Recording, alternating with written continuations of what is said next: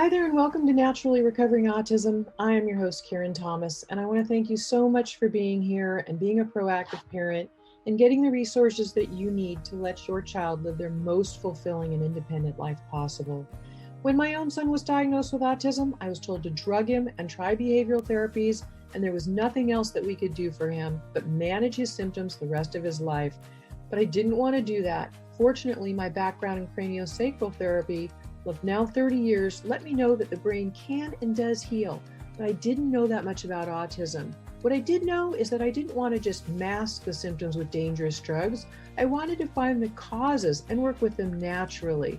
And fast forward, it took me a decade and a lot of time and effort, but today my son is no longer diagnosable with autism after being told it could not happen. So I'm here to share with you valuable resources to save you the time and some of the expense that I had to spend to figure it out, and to help you let your child lead to their best results possible. Every child's level of recovery is different, but we know that children who couldn't sleep through the night are sleeping now through the night and happily. Their immune systems are now strong where they were once sick all the time. Children who were nonverbal and their parents were told they could never speak are now speaking. Children who were getting D's and F's in school are getting A's and B's. And those that were so anxious all the time and couldn't sit still and were uncomfortable in their own bodies are now calm and happy and relaxed. And they're leading fulfilling and independent lives with friends. This is what we want for our kids. So I'm here to share the resources with you so that you can get the best results for your child, the best possible. And you can start that right now with my free download of the top 7 foods to eliminate beginning today, of the top foods that are the most inflammatory and toxic that are contributing to those physical and behavioral symptoms of autism that your child is having. They're making his life uncomfortable. So you can get that right now at naturallyrecoveringautism.com/7 foods. And feel free to share that with anybody you know who would be interested. And I will also link to it in today's show notes. There's, of course, a lot more than diet, but this is something you could start doing today that will begin to reduce those symptoms. And I'm happy to share everything I can with you. So right now, let's dive into today's episode. Hi there, welcome back to Naturally Recovering Autism. As always, I appreciate you being here. I want to thank you for all that you're doing for your child and helping them to live their best life possible by educating yourself with the resources you need to naturally help them recover from their symptoms of autism, giving them the best results again possible for them. So today's podcast is on some new studies that have been released on junk food, and also wanted to talk about the packaging used in food containers and how this affects kids' brains, but not just kids' brains, it's all of our brains. This is something so important for you to know that a lot of people just don't really have any knowledge about. So wanted to make sure that you're aware, because these things can affect us young, old, it doesn't matter our age, we're all impacted. So pay close attention. And also children with autism, of course, are much more affected because they are already loaded with toxins, as are really many of us. But the children with autism, their detox pathways aren't working that well, and so they have an even harder time excreting these additional toxins, but there are ways to avoid them. So first of all, let's look at what's going on. Researchers from Virginia Tech have discovered that ultra-processed meats and beverages are the worst for brain health. Individuals who consumed 1 or more extra servings of either of those foods showed a significantly increased risk of developing cognitive impairments, including those associated with forms of dementia, such as Alzheimer's disease. A recent article from Children's Health Defense shared new research ranking which junk foods are most harmful to the brain. And it's not just about kids' waistlines or sugar highs. It's about how we eat and how that shapes the way we think, learn, and even feel. So let's dig into what this new research is saying, and more importantly, what it means for our families. So how does junk food impact the brain? These studies found that foods loaded with refined sugar, unhealthy fats, and artificial ingredients don't just harm the body, they change how the brain actually functions. Think of it like this. The brain runs on clear signals, kind of like a radio station.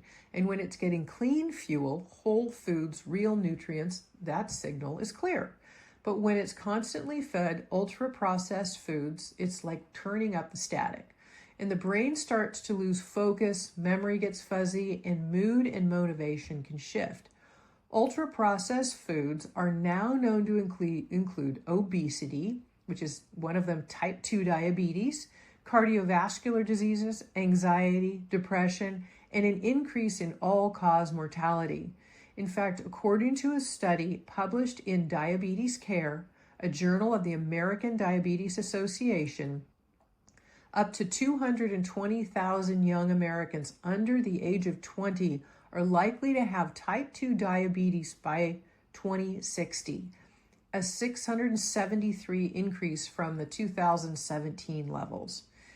One of the studies found that people who ate a lot of processed meats, fried snacks, and sugary drinks had measurable changes in the areas of the brain that control memory and emotion. Another study showed that even short-term diets high in sugar and fat can rewire how the brain's reward center works, making people crave those same foods even more.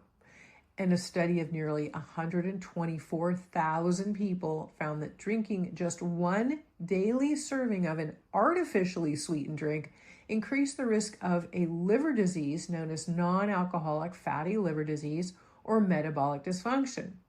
So again, don't be fooled by those artificial sweetened drinks thinking, oh, they're a diet drink. They are very, very unhealthy. That means the more we eat these foods, the more our brains want them also. So it craves more of these bad things, creating a loop that is really, really hard to break. So why are kids especially affected? Well, recent research again has shed light on a startling concern.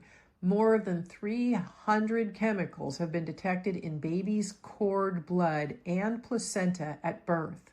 This discovery highlights the fact that exposure to harmful chemicals begin much earlier than we previously thought. From conception through pregnancy, toxins can pass from the mother to the fetus, raising concerns about their potential long-term effects on child development and health. Children's brains are still developing, which makes them much more sensitive to these kinds of foods. When a growing brain is constantly exposed to sugary processed foods, it can interfere with how nerve connections form. Some of the research cited by Children's Health Defense found that kids and teens who eat a lot of junk food have more trouble with memory and learning and can experience more mood swings or attention issues. And part of that is because junk foods crowd out the nutrients that developing brains need, like omega-3s, zinc, and iron. And part of its chemical, these processed ingredients can actually change the way the brain's reward systems respond, which makes healthy foods less appealing over time. We can kind of correlate this to a little bit of that picky eating issue as well. So what are the hidden toxins? Now, one thing that I'm very aware of, even when I go to a restaurant and I have leftovers, is this is very, very important, but they package our foods in different types of chemicals that can leach into the foods that we eat. So when we think about what's in our food, we usually focus on ingredients. But what about the container that it comes in? So a new study from the University of North Carolina, Chapel Hill Gillings School of Global Public Health shows us how food packaging and cookware is increasingly harmful to health. Do not use aluminum cookware. You're probably aware of that if you're not, or those toxic non-stick Teflon pans. Throw them in the trash. PFAs, phthalates, and biphenyls, or BPAs and BPSs, can migrate from food packaging into the food itself, especially when heat or oil are involved. These chemicals are often called forever chemicals because they don't easily break down and they can build up in our bodies over time. PFAs, for example, are commonly used to make packaging grease resistant, like the shiny lining in fast food wrappers and pizza boxes or microwave popcorn bags. And when hot or fatty food sits inside these materials, some of the chemicals can leach into the food and end up being absorbed when we eat. The same goes for plastic takeout containers, which can release phthalates and BPA when reheated or even from contact alone if the food is warm. The same as if you're at a restaurant and they give you an aluminum, any type of aluminum or plastic container to take your food home. No worries, I have some solutions for you at the end, so stay tuned. Researchers have linked long-term exposure to these chemicals to hormone disruption, immune problems, and developmental issues. And in children, that can impact learning, attention, and overall health. And even though these chemicals are used in small amounts, the constant exposure adds up. They become cumulative and accumulate in the body. So what are the long-term consequences? The most concerning part of this research is that some of these changes in the brain might not fully reverse, even if eating habits improve. Animal studies have shown that when diets are high in processed sugary foods during adolescence, the brain may not completely recover in adulthood. And in adults, high junk food intake has been linked to higher risks of cognitive decline and dementia. So this isn't just about short-term focus or behavior, it's about protecting long-term brain health. Now, what can we do? The good news is, and you know, I have told you over and over, if you've been with me for a while, the brains do heal. It is a scientific fact. So don't let anybody tell you that, this research and all these things are proving that your brain cannot heal. But what you do need to do is stop using the bad foods, stop using bad food containers and bad cookware, right? So first of all, we're going to focus on real whole foods, not with a bunch of processed junky, fillers and ingredients in them. So meals with fresh fruits and vegetables and quality proteins. Again, eating organic whenever possible. You don't want to have antibiotics and hormones in your meats. And then healthy fats, extra virgin organic olive oil, coconut oil. They give the brain the nutrients that thrive. Cut back on ultra-processed snacks and drinks. I say don't eat them at all. Reserve them, if you're going to go to grandma's house on a holiday and, you have one little thing or something, okay, moderation for you. Be careful with your child with autism, though. I wouldn't probably even cross that. But make sure that you're sticking to moderation. Help kids understand food marketing. My kids grew up with me. You can imagine the education that they got over time. And now as adults, they actually do really well for themselves. And I'm very proud of them for that. But they learned it because I taught it to them as we were going along. So because so much of what is advertised to children is engineered to make them crave more sugar and salt. And so we can teach them for the education. Teaching awareness will help to break that cycle. And we can start that right now so that they grow up knowing what's healthy and what isn't. Supporting overall brain health is important too. Proper sleep, proper hydration. Are you drinking enough water? We're talking about 3 to 4 ounces every 30 minutes. That's 3 to 4 good healthy sips of water, nothing junky, water every 30 minutes, all day long. Movement, get some exercise, positive connection with other people. That also strengthens brain function. And this packaging issue. So how do we reduce toxic exposure from food packaging? First of all, avoid heating food in plastic containers. Transfer leftovers to glass or ceramic before reheating. Choose fresh or frozen foods instead of ones wrapped in layers of plastic or stored in cans with BPA linings. Ask for paper packaging when possible at restaurants. Bring your own glass or stainless steel containers for takeout. Bring them with you in a bag when you walk in the door. Then you've got them in the restaurant, and then many places are happy to fill them for you, or you just put your leftovers in them yourself, because 99% of restaurants these days, unless you're in a very healthy, clean restaurant that's all about organic and healthy stuff, most of them are going to give you some bad type of container to take your foods home in. And then skip the grease-proof wrappers when you can, because the coating is often made with those PFASs. So even small changes can make a big difference over time. The less contact our food has with plastic and chemical coatings, the fewer unwanted ingredients that we end up consuming. And it's never too late to start improving how our brains are fueled. You have control over that, full control. So what are our final thoughts here?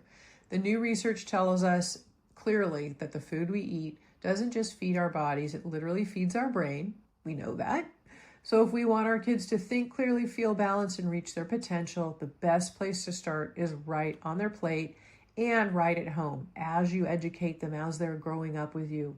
And remember, it's not about perfection. It's about awareness and making better choices one meal at a time.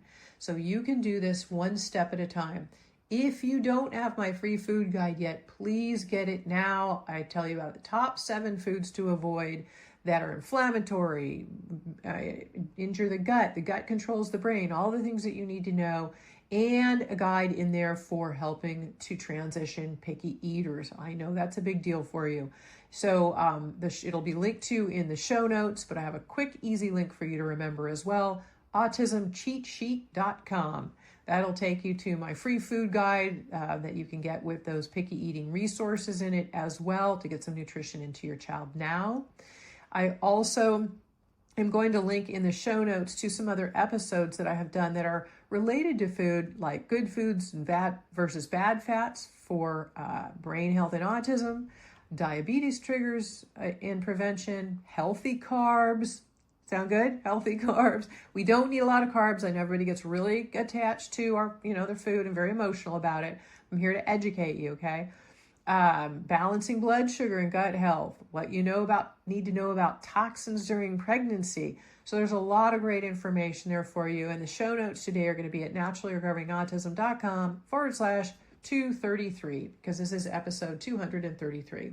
I hope that this was helpful for you. As always, again, thank you so much for being here, educating yourself, learning these resources so that you can make your home and your family's home and the environment that you are raising them in much healthier for long-term results and a happier, healthier child and happier, healthier mom and dad too. We all have to take care of ourselves, right? We're caregivers. We're used to just taking care of our kids and doing everything for them. We want to take care of us too. So all the resources you learn here, I hope that you do implement for yourself as well, because we want the whole family to be healthy. Again, show notes will be at naturallyrecoveringautism.com/233. And thank you again for being here, and we'll talk soon.